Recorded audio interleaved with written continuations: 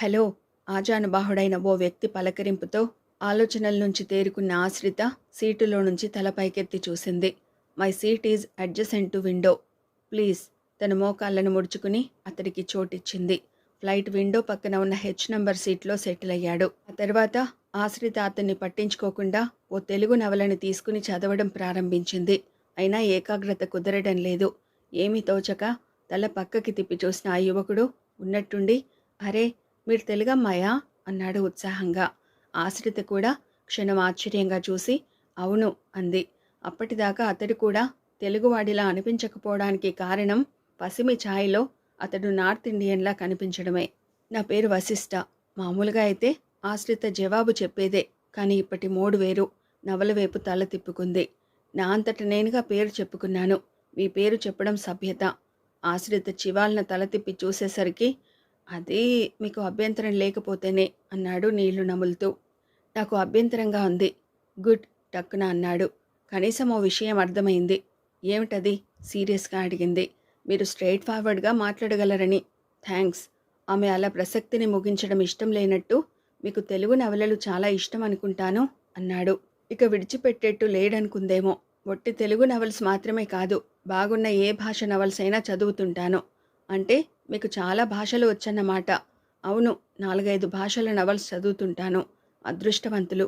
దేనికి? మీకు అన్ని భాషల్లో పాండిత్యం ఉన్నందుకు. మీరు డెవలప్ చేసుకోవాల్సింది. చేసుకునేవారినే, కానీ ఖాళీ ఉండదు. అంత బిజీగా ఉంటారా? బిజినెస్గా ఖాళీ ఉండదు. ఖాళీ ఎప్పుడు ఎవరికీ ఉండదు. ఖాళీ చేసుకోవాలి. పుస్తకంలోకి చూస్తూనే అంది. అయితే నిజమే అన్నమాట అన్నాడు ఉన్నట్టుండి. A business only always friends time అని నేను చదివిన నిజం. తెలిసి ఇప్పుడు నన్నెందుకు ఇబ్బంది పెడుతున్నారు? చిరాగ్గా అడిగింది.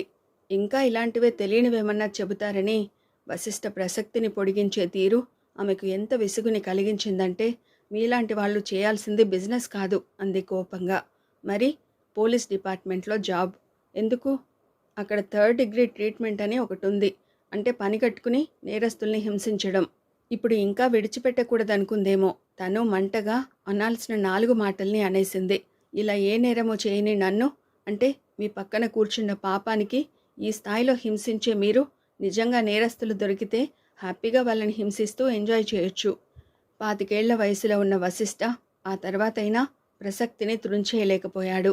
మీరన్నది నిజమే, కానీ నాకు ఆ పోలీస్ డిపార్ట్మెంట్ అంటే సదభిప్రాయమే లేదు. ఇందాక మీరన్నట్టు ప్రజల్ని హింసించడం వాళ్ళ హాబీ కాబట్టి. ఇందాక నేనన్నది వాళ్ళు నేరస్తుల్ని హింసిస్తారని. మీరేమన్నా పోలీస్ ఆఫీసరా? అడిగాడు 2 క్షణాల తర్వాత. ఆమె చెప్పలేదు. కనీసం పోలీస్ ఆఫీసర్ల ఫ్యామిలీకి చెందిన అమ్మాయి అయినా అయ్యుంటారు. అసహనంగా తల తిప్పి చూసిన ఆశ్రితతో అన్నాడు. కోపం తెచ్చుకోకండి. కరప్షన్కి మారుపేరైన ఆ డిపార్ట్మెంట్ అంటే నాకు కాస్త అసహ్యం. అందుకు. Please be calm mister Vashishtha. Police డిపార్ట్మెంటుని ఎగతాళిగా మాట్లాడడం ఓ ఫ్యాషన్ అయిపోయిన ఈ రోజుల్లో మీలాంటి వాళ్ళ ఆర్గ్యుమెంట్స్ని చాలా విన్నాను. కాబట్టి దయుంచి ఇక ఆ టాపిక్ మాట్లాడకండి. అసలు మీరెవరు, ఏం చేస్తున్నారు అని అడిగే ధైర్యం చేయలేకపోయిన వశిష్ఠ ఆ తర్వాత ఎయిర్ హోస్టెస్ అందించిన రిఫ్రెష్మెంట్స్ అందుకుని నిశ్శబ్దంగా ఉండిపోయాడు. మరే ప్రసక్తి తెచ్చినా విరుచుకుపడేట్టుంది. అది కాదు అతన్ని ఆకట్టుకున్నది. ఆమెలో స్పష్టంగా కనిపిస్తున్న బింకం, మొండితనం. ఎదుటివాడు ఎలాంటి మగాడైనా ఎదుర్కోగలనన్న ధీమా. ఎందుకో తనను తాను నిభాయించుకోలేకపోయాడు. అందుకే ఆమె ఏకాగ్రతగా పుస్తకం చదువుతుంటే మధ్య మధ్య ఆమెను గమనిస్తూ ఉండిపోయాడు. ఫ్లైట్ హైదరాబాద్లో ల్యాండ్ అయ్యాక ఆమెను చివరిసారిగా పలకరించాలనుకుని విఫలుడయ్యాడు. ఉన్నట్టుండి లాంజ్లో ఆమె అదృశ్యం కావడంతో 2 నిమిషాల పాటు చుట్టూ పరికించి తన కారు వైపు నడిచాడు. ఆ తర్వాత 15 నిమిషాల్లో ఆశ్రిత ఆటోలో ఇంటిని చేరుకుంది. ఇంటి ముందు జనం. మునిమాపు వేళ జనాన్ని తోసుకుంటూ ముందుకు నడిచిన ఆశ్రిత అక్కడి దృశ్యాన్ని చూసి అవాక్కై నిలబడిపోయింది. ఎదురుగా నేలపై తమ్ముడి శవం. సమీపంలో నీళ్లు ఇంకిన కళ్ళతో కూర్చున్న నాన్న. ముందు ఆశ్రిత కట్రాటగా మారింది. మరుక్షణం విరిగిన కెరటంలా తూలబోయి నిలదొక్కుంది. ఆ తర్వాత ప్రశ్న అయింది. కలతకి కలవరానికి మధ్య విరామమై భాషలేని భాష్యమైంది. ఇదేమిటి? రాజేష్ బ్రతికిలేడు?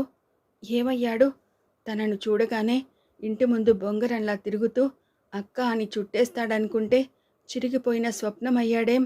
మావి చిగురు ఆరగించిన కోయిలలా అక్క ఏమైంది అంటూ ఆడపిల్లల కుశల ప్రశ్నలు వేస్తాడనుకుంటే తనను తానే పోగొట్టుకున్న మౌనమైపోయాడేం?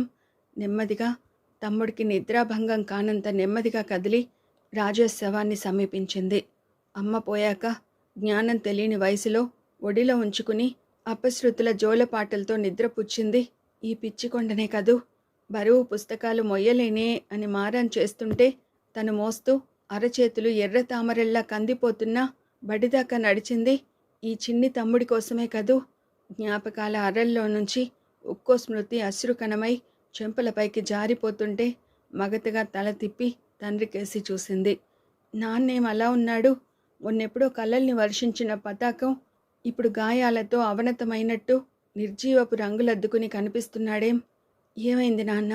చాలాసేపటి తర్వాత అడిగింది.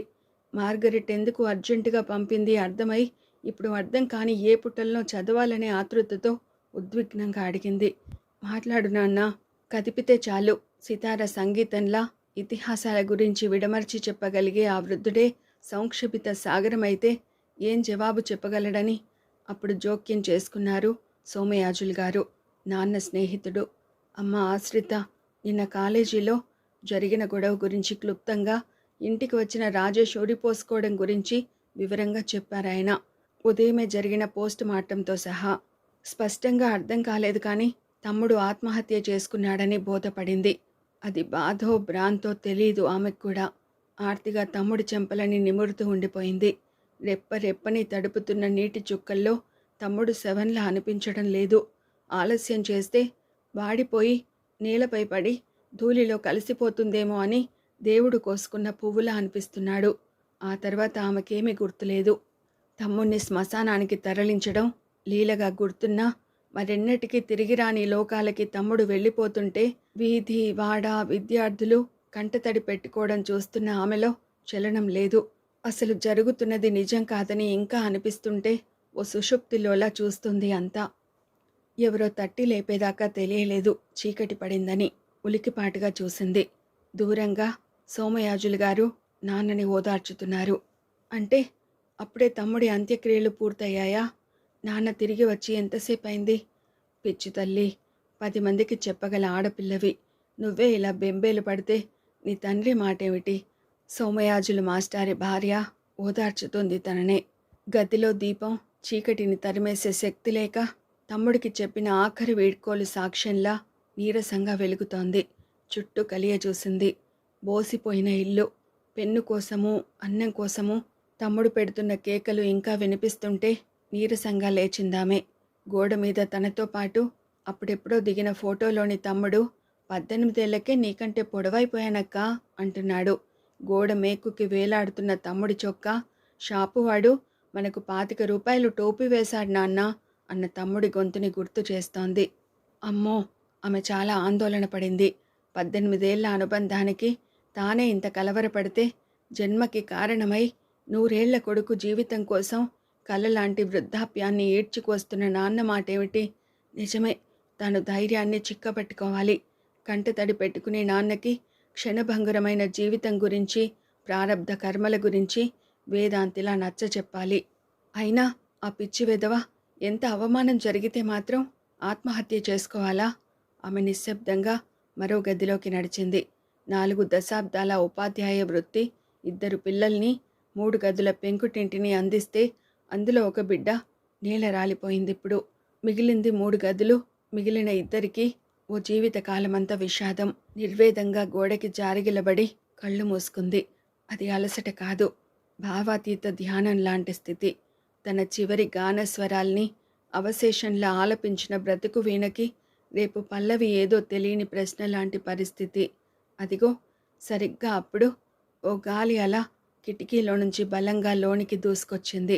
పాదాలకి ఏదో తాకినట్టు అనిపించి చూస్తే ఓ కాగితం. సమీపంలోని గూటిలో నుంచి వర్తమానంలా జారిన ఆ కాగితం తమ్ముడు రాసిన చివరి లేఖని అనిపించలేదు ముందుగా. కానీ ఏదో ఇంట్యూషన్ అసంకల్పితంగా అందుకుంది. అక్కా.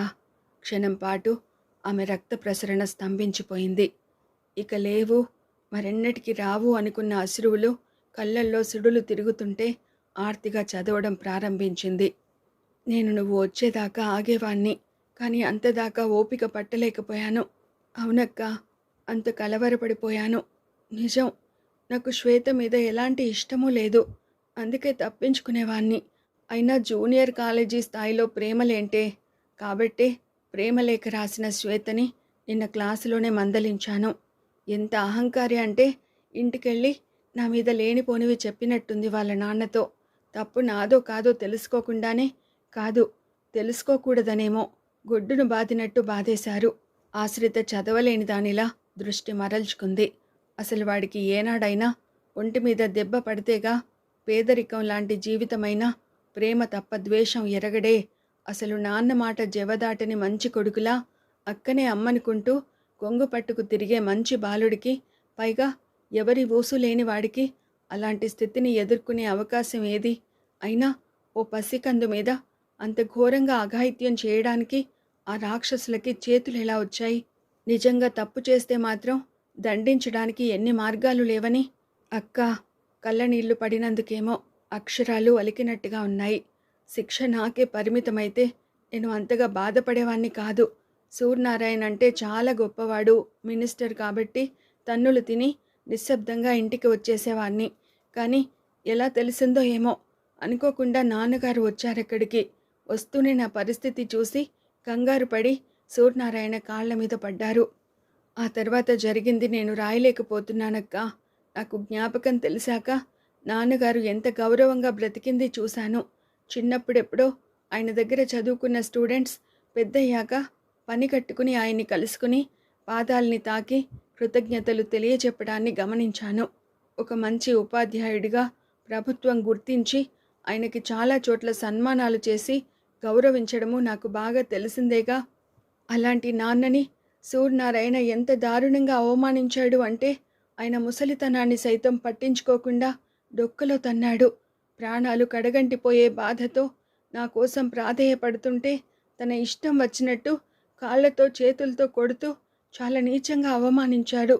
అదే అక్క, అదే నేను భరించలేకపోయాను. అసలు అంతలా శిక్షించడానికైనా నేను తప్పు చేస్తేగా. పైగా నేను బ్రతికుండగానే నాన్నగారిని ఆ స్థితిలో చూడాల్సి రావడాన్ని జీర్ణించుకోలేకపోయాను. అక్క, దేవుడున్నాడో లేదో నాకు తెలీదు. తెలిసింది దేవుడిలాంటి నాన్నగారు. చాలామంది దేవుడిలా పూజించే నాన్నగారు మాత్రమే. అలాంటి నాన్నకి నా మూలంగా అంతటి అవమానం జరిగింది. అందరి అబ్బాయిల్లా అల్లరి చిల్లరగా నేను పెరిగి ఉంటే నేను తట్టుకునేవాడినేమో. కానీ నేను నాన్న ఉండే గర్భగుడి లాంటి ఇంటిలో పెరిగాను. నాన్న లాలిత్యంతో మంచి స్టూడెంట్ని అనిపించుకున్నాను. ఈ మాత్రం దానికే నువ్వు చావాలిట్రా అని నువ్వంటే నా దగ్గర జవాబు లేదు. 100 ఏళ్ల జీవిత కాలంలో ఒక్క ఏడాది పరీక్ష తప్పినందుకే ప్రాణాలు తీసుకునే చాలామంది విద్యార్థుల్లాంటి మనస్తత్వమే నాది అయినందుకేమో నువ్వు వస్తే నన్నెక్కడ ఓదార్చి వారిస్తావో అని నువ్వు రాకముందే ప్రాణాలు తీసుకుంటున్నాను. నాన్న జాగ్రత్త అక్క. నిన్ను కొడుకుగా, నన్ను ఆడపిల్లగా నాన్న అప్పుడప్పుడు పరిహాసంగా అనేవారు, గుర్తుందిగా? అందుకే ముగిసిపోతున్న ఈ ఆడపిల్ల జీవితం గురించి పట్టించుకోకుండా మిగిలిన ఒక్కగానొక్క కొడుకులా నాన్నని నువ్వే కాపాడుకోవాలంటున్నాను. చివరిగా ఒక్క మాటక్క, ఇది తొందరపాటో పొరపాటో నాకు తెలీదు. కానీ మరో జన్మంటూ ఉంటే మళ్ళీ నీకు తమ్ముడిగా, నాన్నకి కొడుగ్గానే పుట్టాలని ఆ దేవుణ్ణి కోరుకుంటున్నాను. గొంతు నుంచి ఉబికిన వెక్కిళ్ళు బయటకు వినిపించకూడదని విఫల ప్రయత్నం చేసింది. కానీ దాచుకోలేకపోయింది. అలా ఎంతసేపు ఆమె నిలబడి ఉందో గుర్తులేదు. నెమ్మదిగా బయటి గదిలోకి వచ్చింది అలికిడి లేకపోవడంతో. సోమయాజుల్ మాస్టారు, ఆయన భార్య వెళ్ళిపోయినట్టున్నారు. ఓ మూల కూర్చున్న నాన్న తమ్ముడు ఫోటో చూస్తున్నారు తదేకంగా.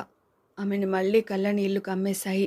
శ్మశాన స్తబ్దత ఆవరించిన ఆ ఇంటిలో 2 బ్రతికున్న శవాల్లాంటి వ్యక్తుల మధ్య ఓదార్పు ఎలా సాధ్యమో ఆమెకి తోచడం లేదు. అయినా శక్తిని కూడగట్టుకుంది. సమీపంలో కూర్చున్న కూతుర్ని పట్టించుకోకుండా ఇంకా కొడుకు ఫోటో కేసే చూస్తుంటే భుజం మీద చేయి ఉంచింది ఆప్యాయంగా. నాన్న. ఆమె పిలుపు ఏ మనసు పొరల గాయాల్ని రేపిందో. రక్తాశ్రువుల్లా ఆయన కళ్ళల్లో నీళ్లు ఉబికాయి. తమాయించుకోలేకపోయారేమో. నేనెందుకు బ్రతికి ఉన్నానమ్మా? 100 ఏళ్ల భవిష్యత్తును కాదని వీడెందుకు వెళ్ళిపోయాడు? పసిపిల్లాడిలా తల్లడిల్లిపోతుంటే దుఃఖోద్విగ్నంగా తండ్రి చెంపల్ని స్పృశిస్తూ, నా కోసం నాన్న, నువ్వు నా కోసం బ్రతకాలి అంది కంపిస్తూ. పిచ్చి తల్లి, నివురు రాలిన నిప్పుల్లా ఆయన నేత్రాలు మండుతున్నాయి. నేను నిన్నెలా కాపాడగలనే? కాపాడాలి అంటే నేను బలవంతున్నైనా కావాలి. లేదు, బలహీనుల్ని ధ్వంసం చేయగల బలగము, అధికారము ఉన్న మనిషినైనా కావాలి. మామూలు తండ్రినమ్మా, బ్రతుకు రెక్కల కిందైనా బిడ్డల్ని దాచుకోలేని, చేవలేని ముసలి పక్షిని. నిన్నటి పీడకల నుంచి ఇంకా తేరుకోలేనట్టు కంపించిపోయారాయన. నీకు తెలియదమ్మా, పసివాణ్ణి ఎంత దారుణంగా హింసించారో తెలుసా? ఒళ్ళంతా తూట్లు పడేట్టు కొట్టారు. అప్పటికి నేను కాళ్ళ వేళ్ళ పడ్డాను. అంతకుముందే కమిషనర్ గారికి ఫోన్ చేసి చెప్పాను. అప్పుడెప్పుడో ఓ సన్మానానికి ఆయన ముఖ్య అతిథిగా వచ్చాడు కాబట్టి సవ్యసాచి నా మాట పట్టించుకుంటాడనుకున్నాను.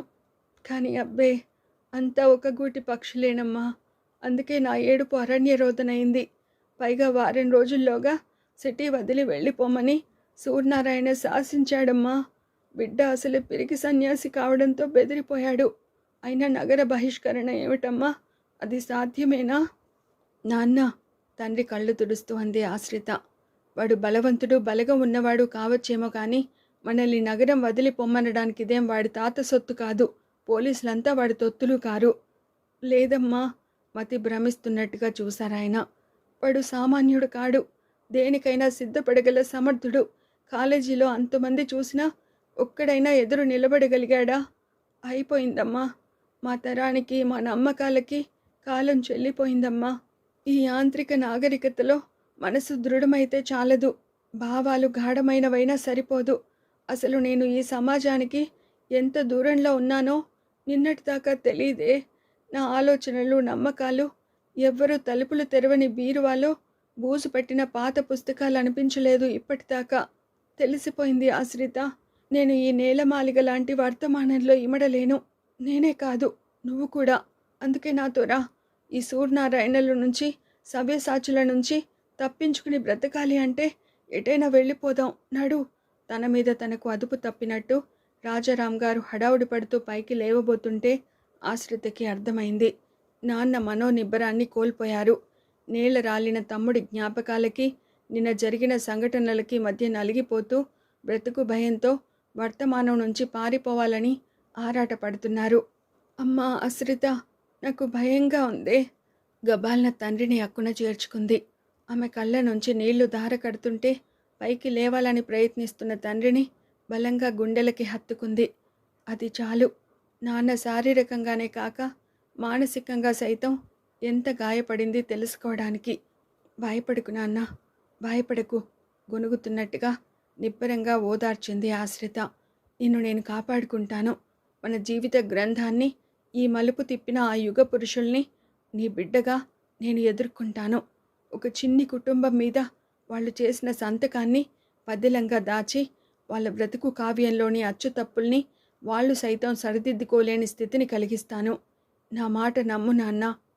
అలా ఎంతసేపు ఎన్ని హామీలిచ్చిందో, ఎంతటి ధైర్యాన్ని నూరిపోసిందో ఆమెకే గుర్తులేదు. స్తన్యం ఇస్తున్న తల్లిలా గుండెలపై వాలిన తండ్రిని వెనక్కి సర్దుతూ అప్పుడు చూసింది. నాన్న బ్రతికి లేడు. కాదు, నాన్న కూడా వెళ్ళిపోయాడు. ఆమె గొంతు నుంచి ఒక్క ఆక్రందన వెలువడలేదు. అంతా నిశ్శబ్దం. దేవుడు రాసిన బ్రతుకు డైరీలోని చివరి పేజీలా చెప్పలేని వేదన రాల్చిన మరణ వాగ్మూలంలా కనిపిస్తున్న తండ్రిని చూస్తూ నిర్వేదంగా గోడకి జారగిలబడింది. చాలా చిన్న మలుపు అయితేనేం 2 జీవాల్ని ఎగరేసుకుపోయింది. జరిగిన సంఘటనలో నేరస్తులెవరైతేనేం జీవితం ఆగకుండా సాగే నదీ ప్రవాహమని చెప్పిన నాన్నగారిని కాలం ఓడించింది దారుణంగా. ఇప్పుడు ఆశ్రిత ఆడపిల్లలా లేదు. తన స్మృతిపథంలో చెరగని సుఖదుఖాల ధూళిలో ఆడుకుంటూ ముందుకు సాగే శిశువులా ఉంది. కూలిన ఓ పొదరింటి నుంచి ప్రాణం దక్కించుకున్న అవశేషమై ఇక అంతా అఖండ సచ్చిదానందమని తెలియజెప్పే అద్వైతంలా ఉంది. ఒక సంఘటన మరిన్ని సంఘటనలకి మూలమై అది జీవితమైతే అందులో హితం కాని చేదు అనుభవాల్ని జీర్ణించుకోలేని వ్యక్తిత్వం చరిత్రాత్మకమవుతుంది. సంఘంలో తమకున్న పరపతితో ఏది ఎంతవరకు సాధించినా కానీ, ఆ వ్యక్తుల బలాన్ని ఎవరు ఏ మేరకు అంగీకరించినా కానీ, కొందరు వ్యక్తుల సమసిపోలేక శక్తిగా విస్తరించి కడతేరిపోవాలనుకుంటారు. ఆశ్రిత ఆ కోవకి చెందినదే.